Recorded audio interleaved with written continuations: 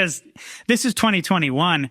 TikTok's not here yet. Instagram's just pictures. There's no reels. So it's just like, I was like, oh, that's all I have to focus on is like photography. I just have to get good at that. So then that December, Erik's birthday is December 4th or 5th. It's the first week of December, but so is the Santa Crawl, the Westchester Santa Crawl. So we went down and I went down and, celebrated his birthday, obviously. And we went on the Santa Crawl. And the Santa Crawl starts at Barnaby's, I think. Yeah. But we were sitting there at the bar having our first beer, and he just pitched Berks County Views to me. He's like, do you want to take that over? Yeah. You want to start that? So we made the account right there, right like 5 minutes before the call started.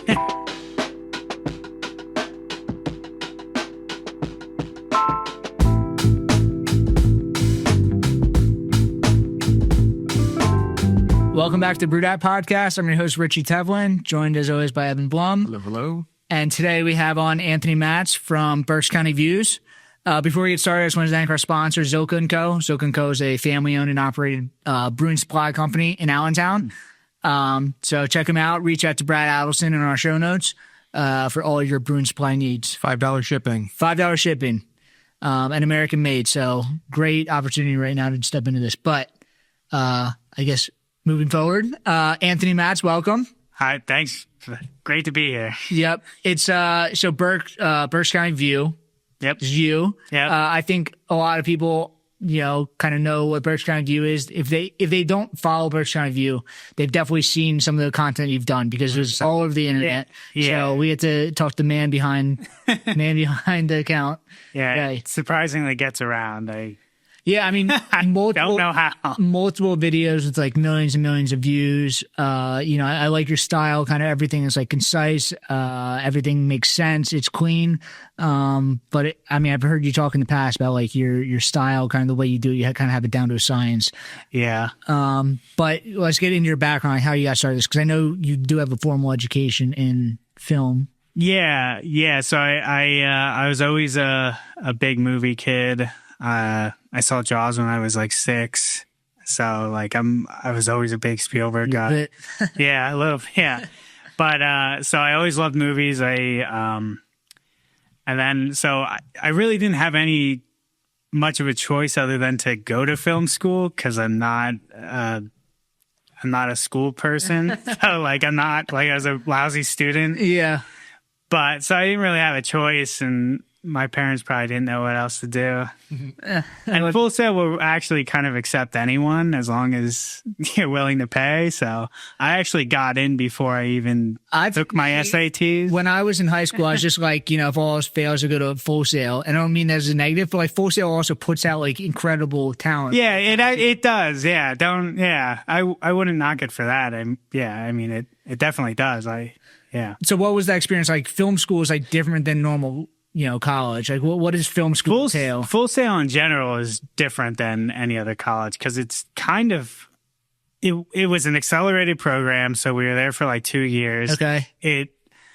It's essentially a kind of like a trade school in a way. Yeah. Because it's so hands-on. Yeah. And they actually, I think the best aspect of their film school is they will actually make you do 12-hour days, which is how... It's like an internship school. Yeah, yeah. So like when we would shoot our student projects, we were doing 12-hour days, and, scheduling was first come, first serve. So there was twice where I was doing overnights. Wow. For class, where I'm like going in at 9 p.m. and coming out of the sound stage at 9 a.m. Is that something that they kind of like, are these like real projects? They like kind of monetize the students to like create content for them?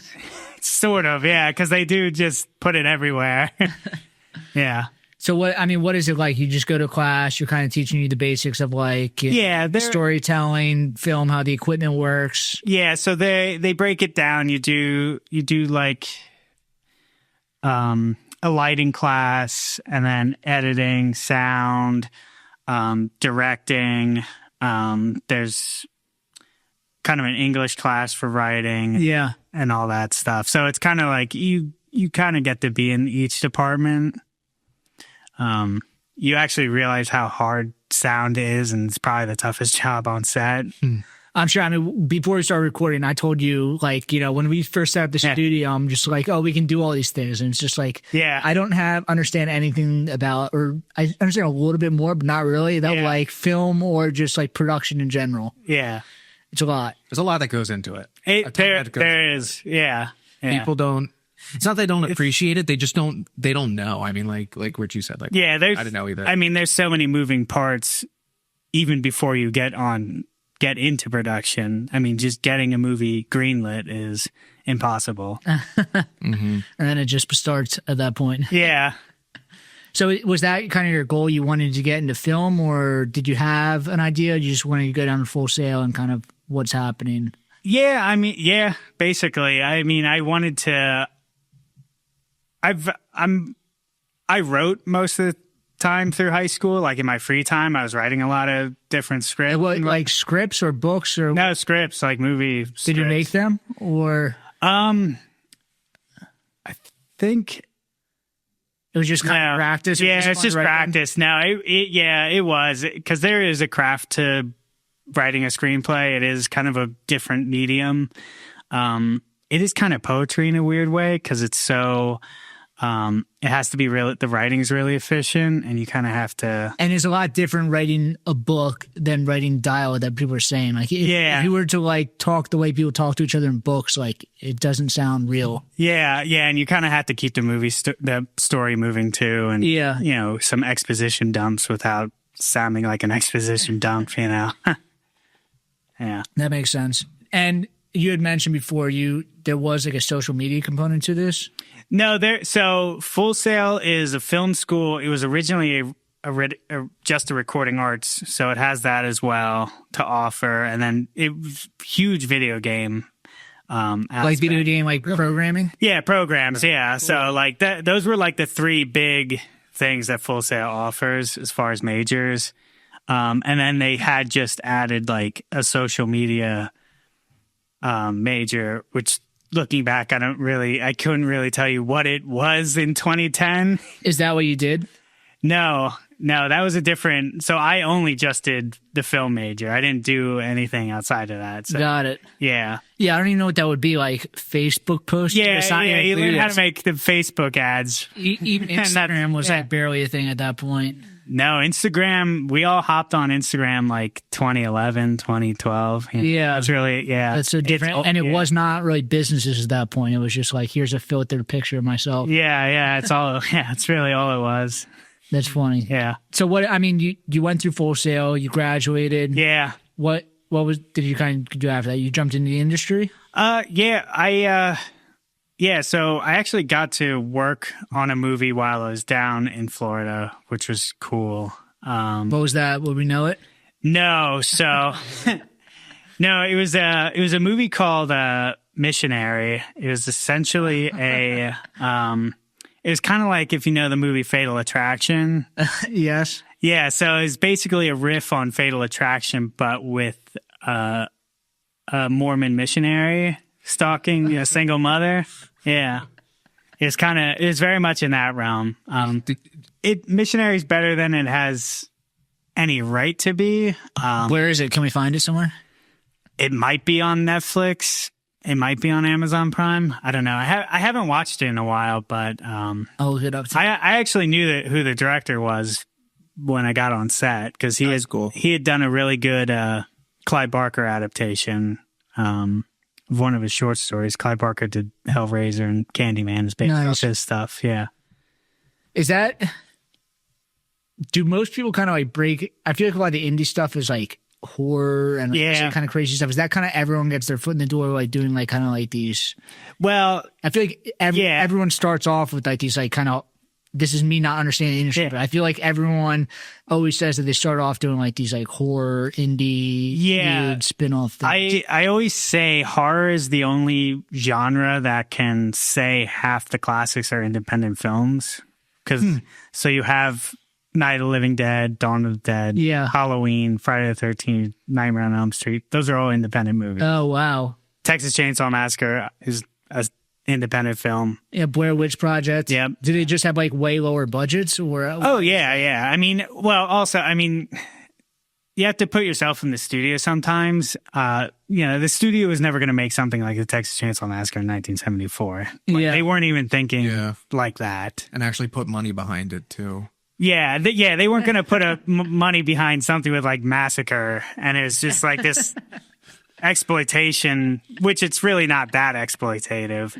Yeah. It's just, there's a vibe about it. Definitely. Yeah. So you graduate, you've done this movie. What was next? So me and a couple friends moved to LA, and we kind of worked on like random commercials and music videos. We got to work on like a pool party rap video with Too Short and Baby Bash, if anyone remembers that. That's one. Yeah. You can definitely say you've been to LA then. Yeah. Yeah. That was a wild day. Is that like, you're breaking in the industry again. It seems like you moved to LA and just kind of figure it out. You just start talking to people and how can I help out here and there? Yeah. And then I was, there's a low level position in the industry called a reader, where every studio has this backlog of scripts that they call a slush pile, because no one has the time to read screenplays, and 99.9% of them that slide across your desk are awful. Yeah, I'm just picturing like a million Charlie Days, like writing The Day Man, just giving it to like these like studio executives, like, listen, this is it, and like it doesn't make any sense at all. Yeah. So you have like this slush pile of scripts that need to be read and reviewed. What were they like? Like on average, did most of them seem like pretty normal things you could follow them, or is it just like the quality of it is just like all over the place? You could tell by the first page that it was going to be bad. Okay. It was going to be a rough read for most of them. Are you after the first page? Are you out then? It's like, I always gave it to the end of the first act, which is about 30 pages in. Oh, wow. Which is, the first act is like when the movie really begins. It's when Dorothy, starts following the yellow brick road. Yeah. How the quality of the writing like doesn't make sense. Yeah, I mean the writing's really bad. The script isn't going anywhere. The scenes aren't flowing. Yeah. This episode of the BrewedAt podcast is brought to you by Zilka & Co., your trusted regional brewing supply partner. Family owned for over 100 years of business, Zilka delivers world-class products at competitive prices with flat $5 delivery fee. No pallet or liftgate charges, thanks to their own fleet of regularly maintained trucks. With locations in Allentown and Hunker and a technical brewer on staff, they provide the expertise and service your brewery deserves. Reach out to Brad Adelson in the show notes and let him know BrewedAt sent you. Nice. So you were doing a reader. You were acting as a reader out in LA. Yeah. And then, what happened? You moved back home? Yeah. I didn't have a car, so it was kind of hard. Yeah.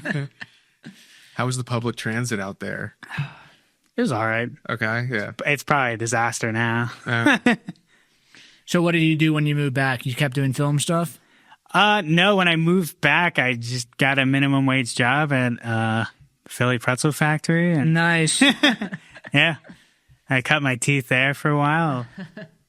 Gained a good work ethic, I guess. Yeah. So at what point? I partied with my friends, my high school friends, all the way through my 20s. Yeah. Building up experience. Yes. I guess now you know all the places and ready to go. You have a good feel of the city. Yeah, well, the city, it wasn't so when we were 21, it wasn't where it was now. Like, we didn't even have Uber back then. So, in our area, in Reading, so, like, we did call, like, a cab. Wow. Once in a while. Yeah. So, at what brought you kind of back into film or production? So after the pretzel factory, I got like a real job at a powder coating R&D center. Yeah. One of my best friends got me that job. but I did that for a couple years, and then it was just kind of like, what am I going to do? Am I going to do this forever, or what am I going to do? I had to gamble on something here. Yeah. And then I got dinner at this place called Brewers, which is a great spot back home, with one of my other best friends. You know, all my high school friends, we all still talk, hang out, luckily. Yeah. But he was working at a truck leasing place called Penske. Yep. But that's where he met Westchester Views. They worked together there before he had started Westchester Views, and they became good friends. Cool. But he knew, like, when we had this dinner, Westchester Views had already started, and it gained a lot of traction.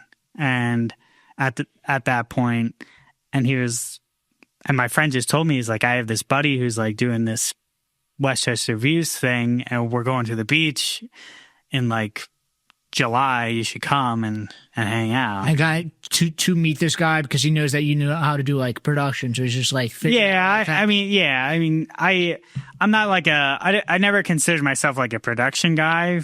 I did do a lot of like grip and electrical work, which is, you know, setting up the lights and everything, but I always had a visual eye. I think horror is like a very visceral storytelling medium. Yeah. So it's Halloween shot like very well. Mm-hmm.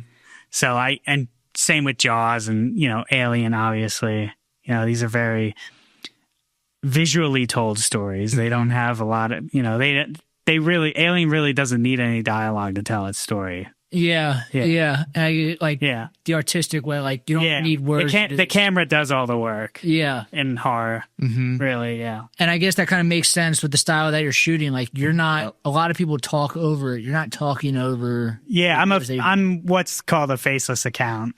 Nice. And I feel like that's, I don't know. It's pretty rare, at least, like for an account with so much traction and doing the specifics of like highlighting local businesses to be faceless. Yeah. Yeah. It's like kind of an anomaly, and it's, you shoot very differently than like most of the other, like, I guess influencers. Yeah. Is that the right word you would say for your content? I just call myself a content creator. I'm not influencing anyone because I'm not in the video or anything. Like I'm kind of behind the scenes, being invisible. Yeah. So who's the Westchester Views guy? His name's Erik Weber. Okay. You should ask him to be on this podcast. He'll never do it though. He can't do, he did, my friends on the Boozy Mutt. Allison. Yeah, I was on that. Yep.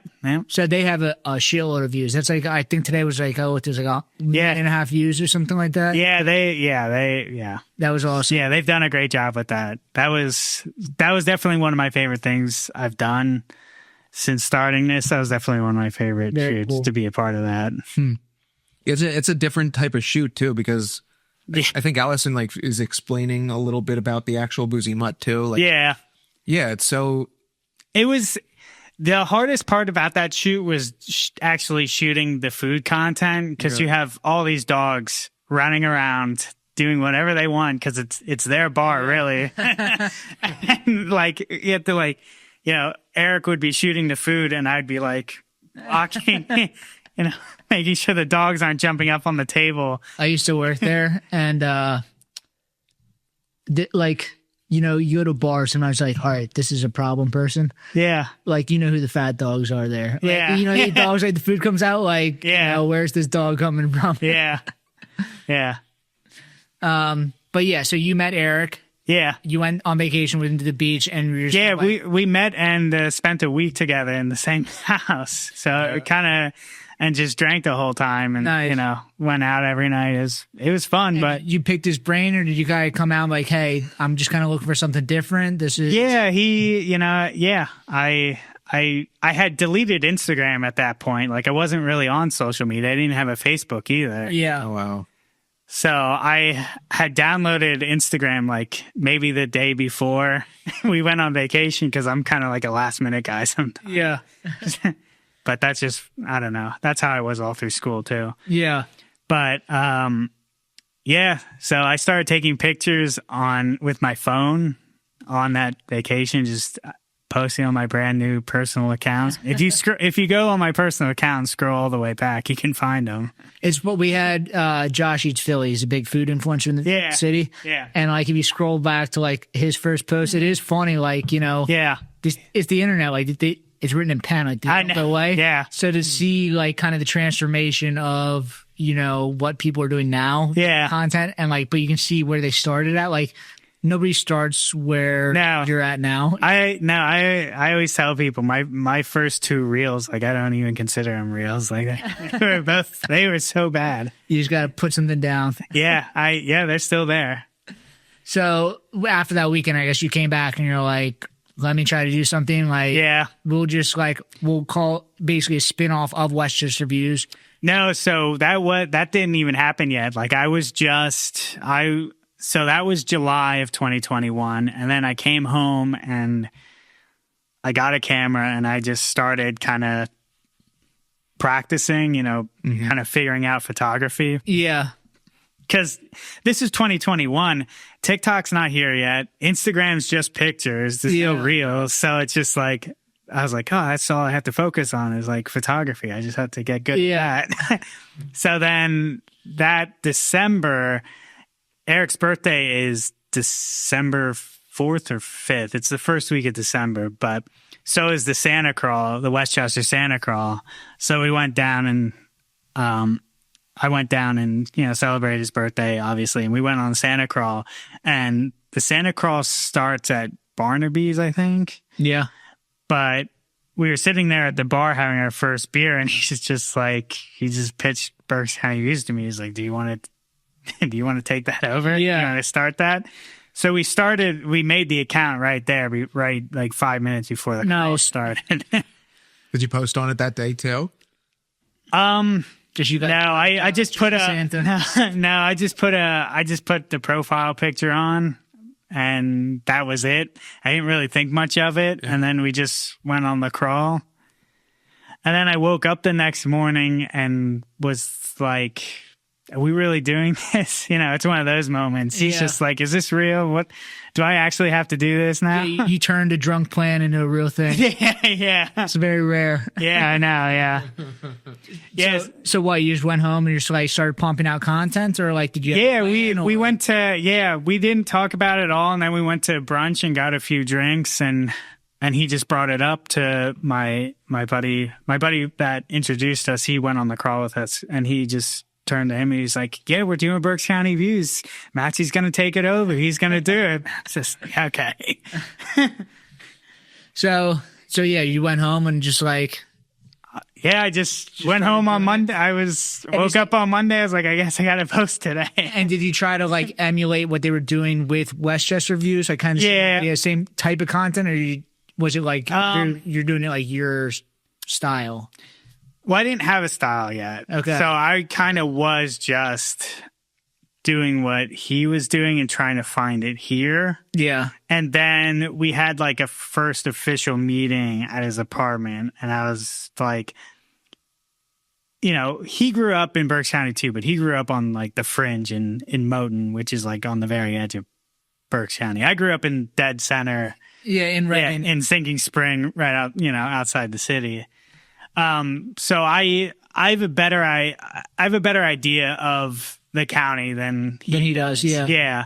So I was just like, right away, I was like, this is going to be a different page. Yeah. Because Berks County and Westchester is so different from each other. It's such a different vibe. So I'm selling beer in the city, like city-based brewery, but like the accounts that are suburb breweries, especially as they go further out towards Reading. Yeah. And then like up north towards Allentown, it's like, it's a completely different customer base. Yeah. They use different social media pages. They're looking for different content. They're looking for different things in the product. It is completely different customer. Yeah. Yeah. I was just like, the page has to be cool because like Westchester Views is like very scenic and and beautiful and surreal and everything. Yeah. And it's just like Berks County has to be kind of different. It has to be cool, but it has to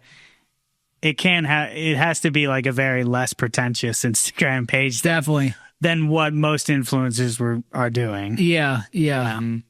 Salt of the earth. But yeah, exactly. It's just like it has to be a little more blue collar, a little more. Well, it feels like that. Like when you look at it, it's like, it's not it's not just like all fancy high end restaurants. It's not like the cool new trendy things. It's like you're all over the place. Like ribbon cutting ceremonies for all types of businesses. Yeah, you're like showing different food drives or like different events, other things. Like basically like a full encompassing thing of like this is happening in Reading. And that was the other thing. And that the events was important too, because Westchester's such a college town and Berks County is like really great for like young families with young kids. So that was like the other thing.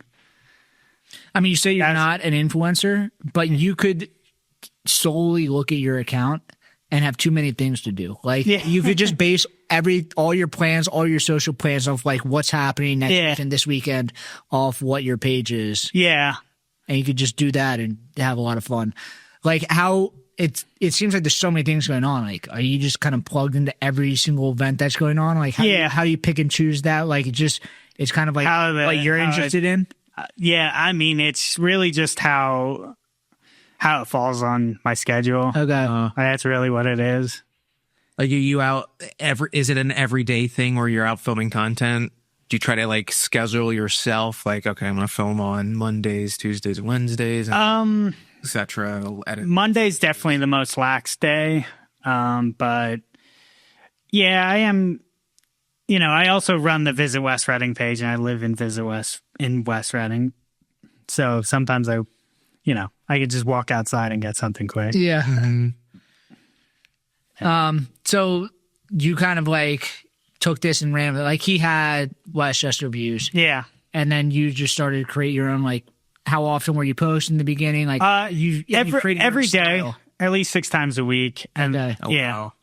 Yeah. So I kind of hit the ground running. And it immediately, like when you guys started, like reels were starting, like reels. It was, it was 6 months into Berks County views that reels started. Okay. And did you jump on that train right away? As soon as I learned how to do them, I did. But it was just kind of like, it was something new to learn. There was a learning curve behind it for sure, but it was, I wanted to do it. I wasn't resistant to it because it was just like, oh, I'm just filming random stuff now. Do you think that the reels, I mean, I know it's hard because there's more content than just like a still picture, but do you think it's easier in a way that it's not just like, because almost for the picture, you need to capture the whole story in one picture, where the film, like you can like kind of break it up into different things. Yeah. I think filming the reel is probably less time consuming. And then you have to edit it and put it together. Yeah. I mean, but you went to film school and like you said, like your main thing, like I wasn't an editor though. You were an editor, but you were writing stories. So like, do you go into these accounts and you're just like, this is kind of how I know what shots I need to get. Okay. To make it, to finish the reel, to make it a full reel. Yeah. Yeah. So you started posting on these things, and your account is like essentially like a business account. Like accounts come to you and they pay you to kind of like be featured on your page. Yeah. Yeah. But at what point, where does it switch over from like you're just like filming stuff to create this page to then it comes like people are then paying you or reaching out to you? That would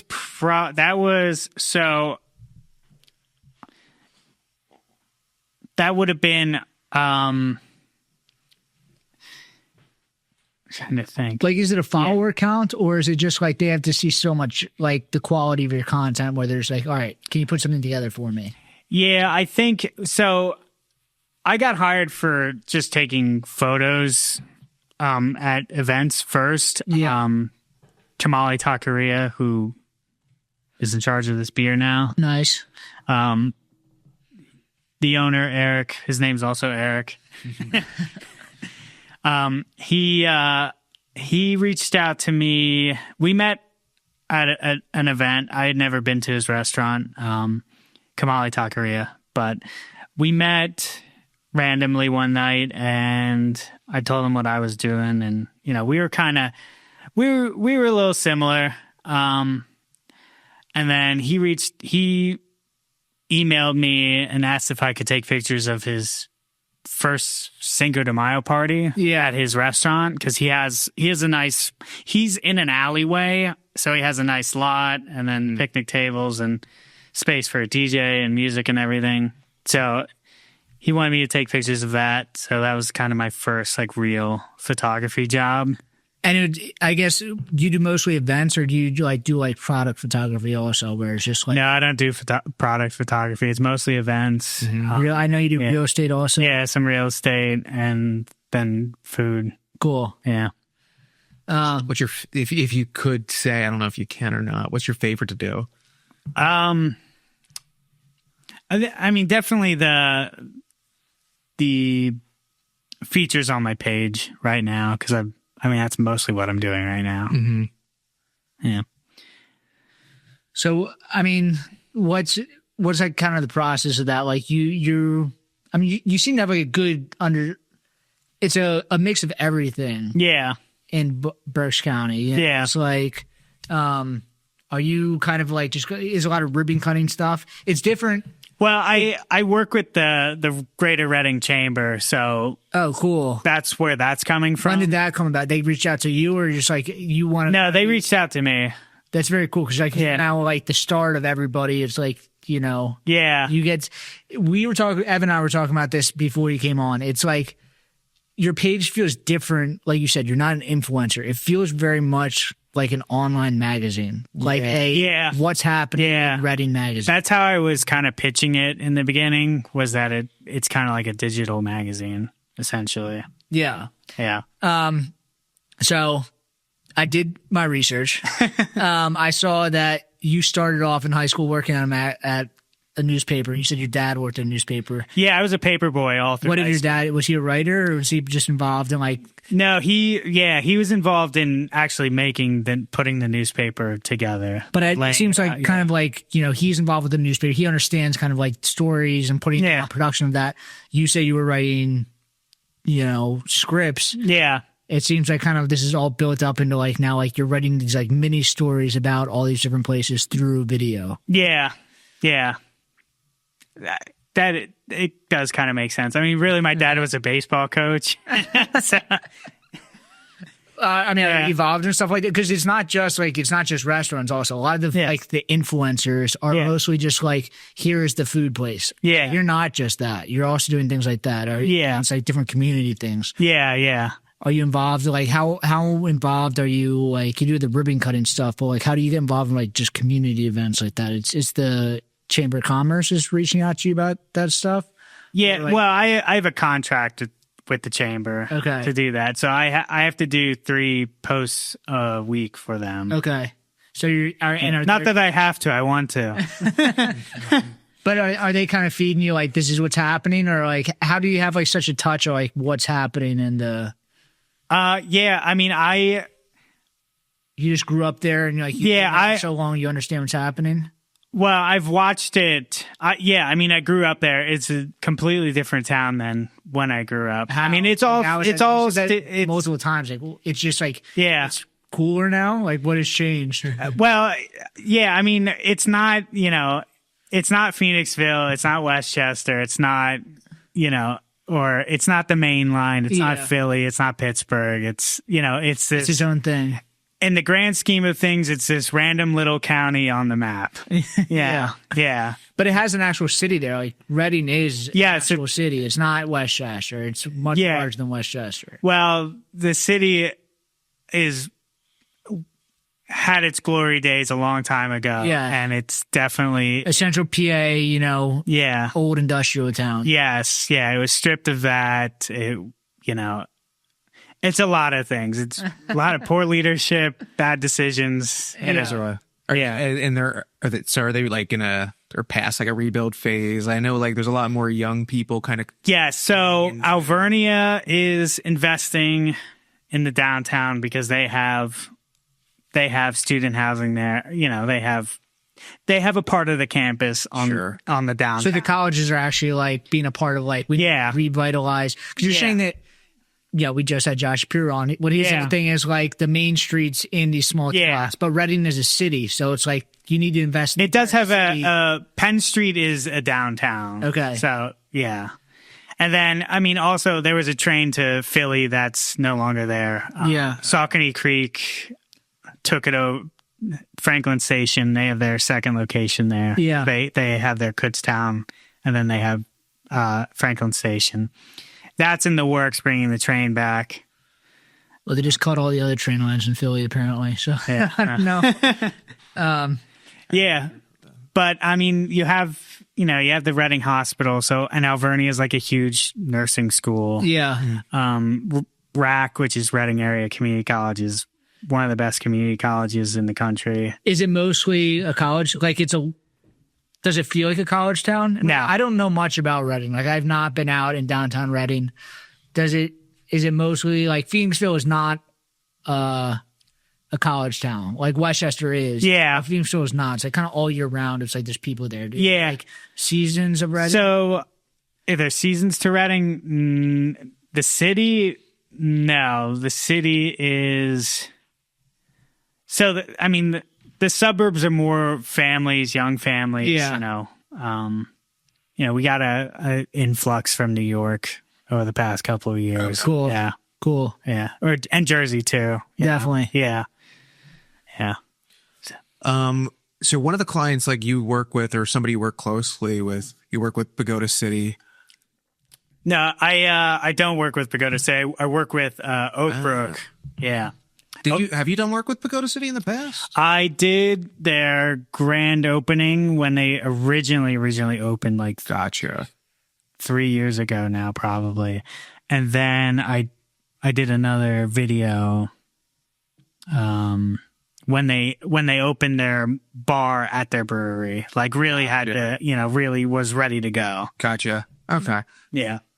So then you brought in Oakbrook. Yeah. You do a lot of work with Oakbrook. You said they're part of this taco company now? What's the taco place? Comalli Taqueria in West Reading. So yes. So Erik, a different Erik, he owns Comalli Taqueria. He, last year he bought Oakbrook Brewery. Cool. Which is like probably half a mile from Pagoda City Brewing. Okay. It's like they're almost across the street from each other, sort of. Not directly, but it's right. Throw a rock. Yeah. Yeah. So Oakbrook's the only brewery I'm working with right now. But you do, like before we came on, you talked about like different bar accounts that you're working with, right? Yeah. So I also work with Third and Spruce, and I work with Taki Ramen, with their West Reading location. That's a small Japanese ramen franchise. There's one in Easton, Bethlehem. Okay. They're kind of all over the place in the state right now. But so I'm working with them, and then the Chamber, and then the Visit West Reading account. Is it mostly bars and restaurants, and then the commerce? Yeah, and then Visit West Reading's a main street. Have you seen are there other social media accounts in Reading or the Berks in general, or are you kind of yeah. Okay. So there's Wandering Passports. They're definitely the biggest, probably ultimately, because they go beyond Berks. They travel a lot. Yeah. Mm-hmm. Yeah. But are they producing the same content as you, or is it more influential? They're not a faceless account, so they're in the videos. They really are more influencers than I am. Yeah. But I think we talk all the time about like how you need to be in front of your brand and like it's so important to have a face. But I feel like what you're doing, not having a face, is like you're saying, it's like a magazine. It's almost like then there's like no bias to it. It feels like, Yeah. even though like you're putting everything out, Yeah. if somebody's face is in front of me, like, yeah, well, this fucking asshole he wants me to go there, right? Yeah. It feels like much more informative. Yeah. The way that you're doing it, where it's just like, this is what's happening. It's like almost objective. Like, this is what's happening. This is a cool spot. You should check this out. Yeah. Yeah, I don't come at anything with opinions. You have to talk to me personally. Have you noticed, like we said, like it's kind of like a magazine, and like print magazines, newspapers, like even the traditional newspapers, like people aren't buying as many like newspapers to like ads or like newspapers like to get delivered to your house. A lot of newspapers have gone digital. Yeah. Have you seen other newspapers in Reading kind of like create? Well, there's only the Reading Eagle, and it's pretty much stripped at this point. Okay. Oh, really? Yeah, I always joke, I wish they weighed this much in high school. Yeah, it's like almost like a leaflet or something. Yeah, it pretty much is at this point. Like they're still charging you the same much, though. Yeah. Is that the paper your dad worked for? Yeah. Yeah. Yeah. Well, I worked for them, too. I mean, they're cutting me checks, too. But it's, all those places have kind of evolved. I have a friend that's he's a sports writer a beat writer for Penn State football. Okay. And he has a huge Penn State football podcast, but it's almost like his job. Like, yes, he's writing articles all the time. Yeah. But now he's become a professional podcaster. Yeah. It's like you have to be on these other things. Yeah. You've kind of come into this space and like kind of taken over. Like some of these people just haven't evolved into the people that are making newspapers. They're now putting their attention on you. Well, I think that's why the Chamber reached out to me, because they have a magazine called Meet Greater Reading, and that's the Instagram account that I run for them. Cool. So that account's hit the jackpot a couple times. I grew really fast. What's you got the secret sauce. I don't have the secret sauce. Can you tell like what is like before you put it out, you're like, this is going to be good or not? Once in a while, I'll know. Okay. Yeah. I'll be like, I know what's, because I don't get it. Because sometimes we'll put something out. I'm like, I always tell people it's a gamble. You're just going into a casino and pulling a lever and seeing what happens. Yes. Yeah. I mean, like giant black box. Yeah. A handful of times, like our best video we've ever done on the BrewedAt page. It was Succession Fermentory. Yeah. And I guess it was the history involved in it too. Yeah. But like and Cole's Buttery Boys. Cole's Buttery Boys. Would I have thought that video would have been like solid? Like, yeah, but I didn't think it was going to get. Yeah. I think it was like 300, 400,000. Oh yeah. There's crazy. Yeah. There's videos that I've done that I'm like, okay.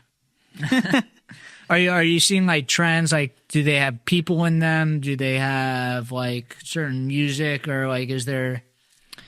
Yeah, I mean, definitely the voiceover definitely helps. Is your Spotify just filled with like, no, use this song? I don't even look. I don't look at Spotify. I do look at the top 50 trending on Instagram. Okay, but I don't use Spotify for that. Got it. Yeah. So you said you hadn't done editing, but now like a lot of the videos are much more editing. Yeah. Heavy. What is that, bro? Do you use CapCut? Is that like... Yeah, CapCut, yeah. Is it like kind of everyone use that now? It's like a free... Yeah, so it was kind of a war between VN and CapCut. Yeah. And I just noticed with VN when I would export, the image quality would go down. Yeah. So, because I was flipping back and forth between the two, just kind of comparing the two, and CapCut's is better. And you're doing it all on your phone? Yeah. It's crazy. It's crazy. I mean, it's like people like, we just had, I mean, I guess they didn't come on before you, but Enterprise Sports, like their videos get like an insane, like millions of views every single time they post. Yeah. And they're just like creating content, filming it, everything on their phone and just editing it on their phone, which like, is crazy. 15 years ago, it's like you would know, right? I know. So much. Yeah. I wish somebody told me and Cole that when we started, because we were doing everything through Premiere Pro for the first time. See, then this means nothing to me because I don't know any of this. No, I mean, I went to film school, so I'm like obviously friends with editors who were like in the industry editing, and I'm just saying, you know, I went to my friend Trish. She lives in Austin. She's an editor, and you know, I stayed with her for a couple days, and I was just sitting, you know, she was at her desk with her 2 monitors editing, and I was just on the couch on my phone editing. Horizontal. Yeah. That's funny. Pretty crazy how it works. Yeah. Yeah, it's funny. So are you, what sort of like, I mean, you have the storytelling. What sort of narrative, or do you try to like kind of, you film everything and then like you kind of like put together a narrative of like, I mean, when I first started doing this, I was filming everything, and I would like trying to upload 50 clips, and you know, now it's like maybe 20 clips that I'm uploading. Yeah, I know what I need now. Yeah, but you go in and you're just like, you kind of have a list of things like, all right, before you walk in, like something like this. Yeah, like people will be like, oh, why don't you get a shot of that? I was like, that's not even going to make the cut. I'm not sure. Because, I mean, the first rule of editing really is like kill your darlings. Like that's kind of an industry like quote.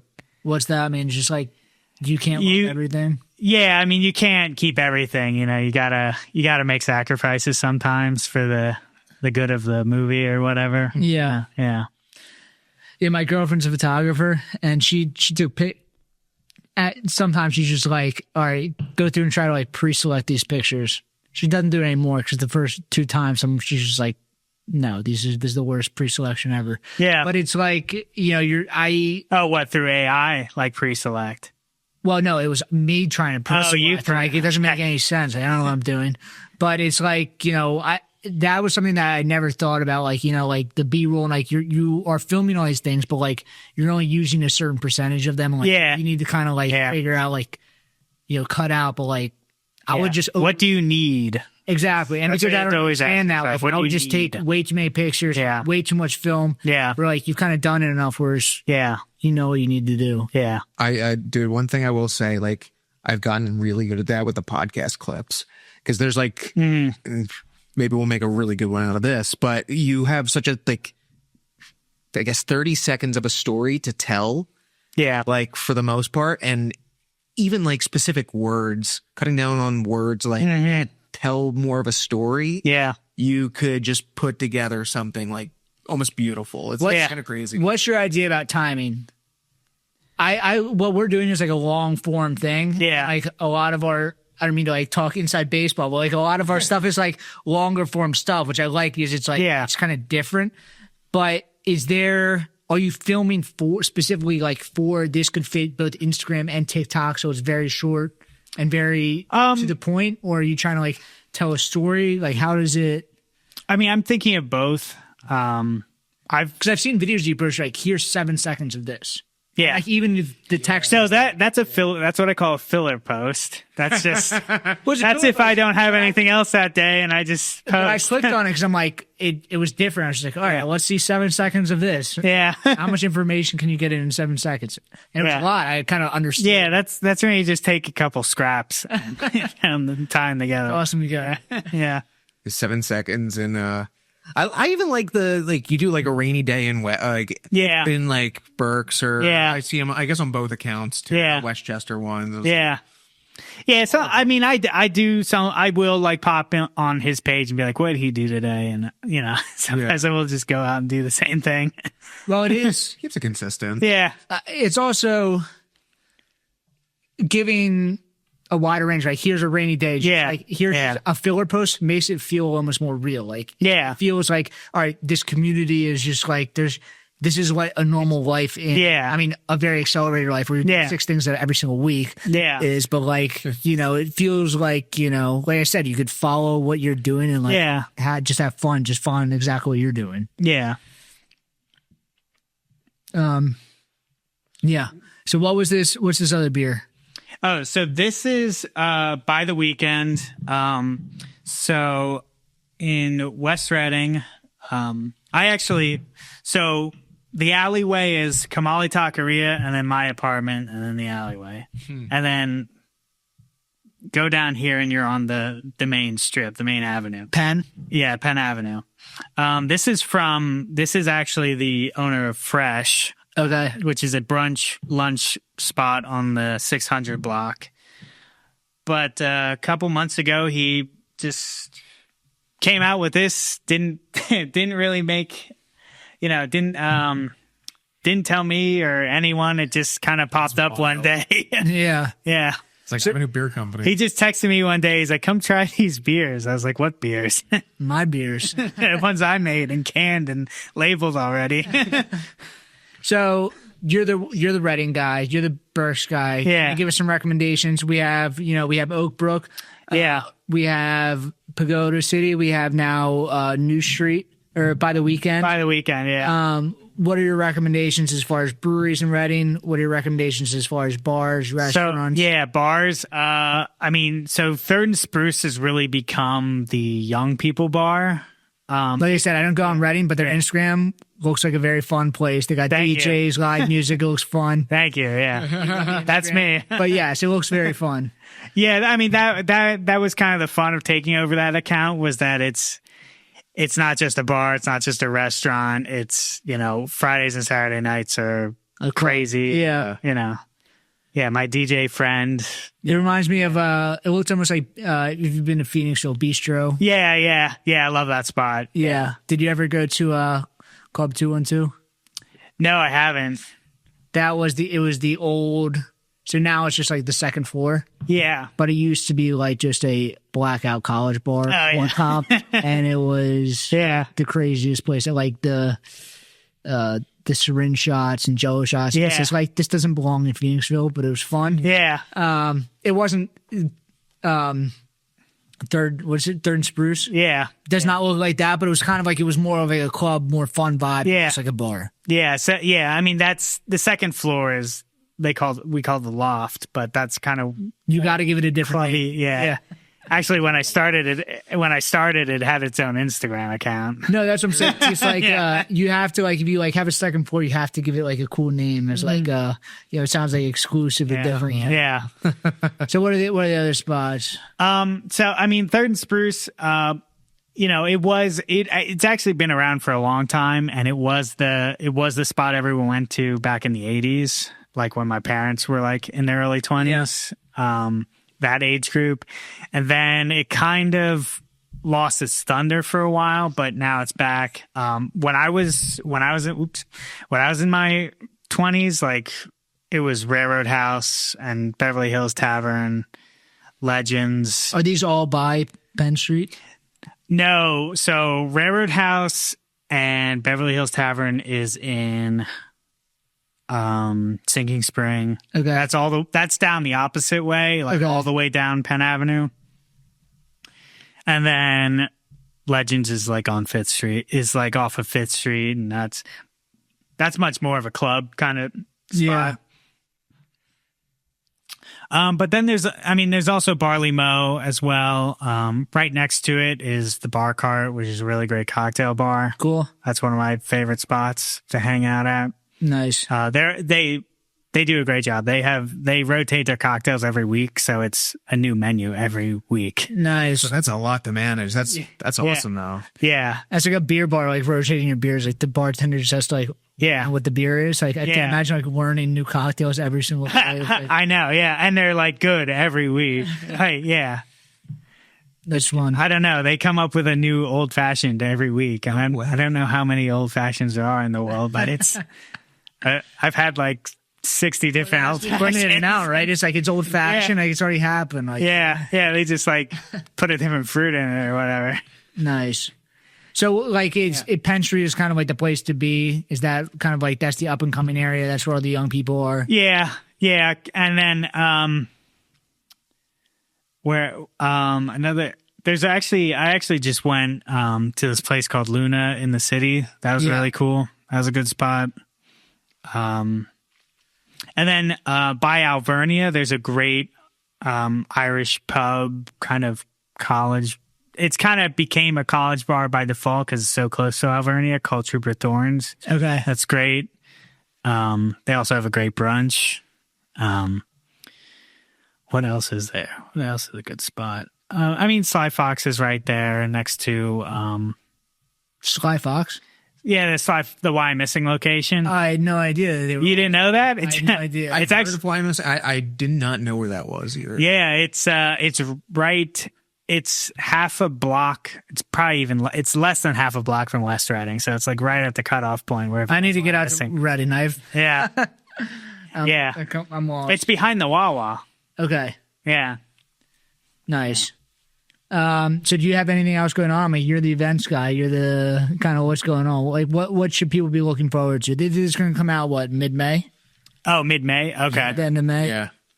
So, mid-May. End of May. Kind of in the summer. Like, what are the things to look out in the summer in the Berks area?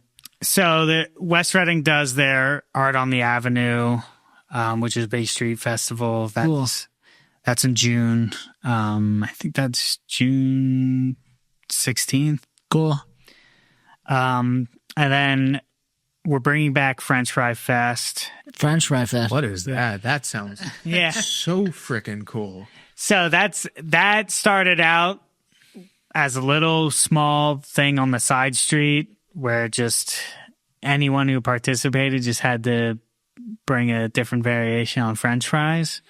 Nice. But it became so popular that it had to grow and come out onto the main Penn. I could imagine, yeah. How many different variations of fries can you... It doesn't matter. It's whatever it's whatever the restaurants come up with, whatever they want to throw on top. Curly fries, waffle fries. Yeah. Yeah, well, Comalli always does these, their waffle fry nachos, and it's just this insane platter. You call it like Irish nachos, right? Yeah, I mean, someone can do that, yeah. That's good. Nice. So I guess we can follow you at Berks County Views. Yeah. And then West Reading Views. Like, what are the Visit West Reading. Visit West Reading. Meet Greater Reading. Cool. Yeah. Nice. Do you have anything else to plug? Anything else to plug? I'm going to be on the BrewedAt podcast. There you go. Sweet, man. Yeah. Cool. Well, thank you for coming on. Yeah, of course. Thanks follow for you having guys me. on Instagram. Yeah. And follow us at BrewedAt, at the BrewedAt podcast. I'm going to start saying, we're going to put in here, rate us on Spotify. Give us a 5-star rating. Let's see what happens. 5-star rating, subscribe on YouTube, all that jazz. We'll see you guys next week. Thank you. All right. Cool. Thanks. Yep. Thanks for coming on.